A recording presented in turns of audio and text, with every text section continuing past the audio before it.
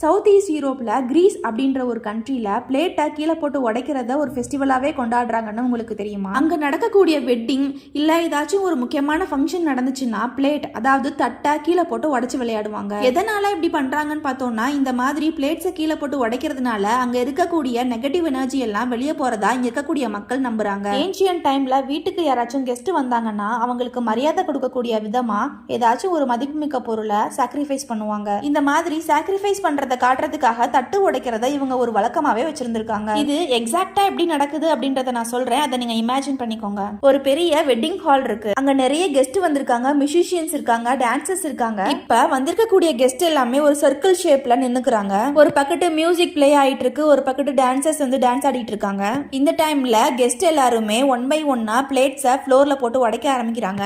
உடைக்கும் போது ஸ்மாஷ் ஸ்மாஷ்ன்ட்டு ரொம்ப வேகமா கத்துறாங்க. இந்த மாதிரி கத்துறதுனால அவங்கள சுத்தி இருக்கக்கூடிய நெகட்டிவ் எனர்ஜிலாம் வெளியே போற மாதிரியும் பாசிட்டிவிட்டியை அவங்க அப்சர்வ் பண்ற மாதிரியும் அவங்க உணர்றாங்க. ஆனா மாடர்ன் டைம்ஸ்ல பார்த்தோம் அப்படின்னா சேஃப்டிக்காகவும் செலவுகளை குறைக்கணும் அப்படின்றதுக்காகவும் நார்மலா உடைக்கிற அந்த பிளேட்ஸுக்கு பதிலா பிளாஸ்டர் பிளேட்ஸை வந்து உடைக்கிறாங்க. இந்த பிளாஸ்டர் பிளேட்டை இந்த ஃபங்க்ஷனுக்காகவே ஸ்பெஷலா உருவாக்கியிருக்காங்க. இந்த இன்ஃபர்மேஷன் உங்களுக்கு புதுசா இருந்துச்சுன்னா இந்த வீடியோக்கு ஒரு லைக் போடுங்க. இந்த வீடியோ உங்களுக்கு பிடிச்சிருந்ததுன்னா நம்ம சேனலை சப்ஸ்கிரைப் பண்ணி சப்போர்ட் பண்ணுங்க. தேங்க்யூ.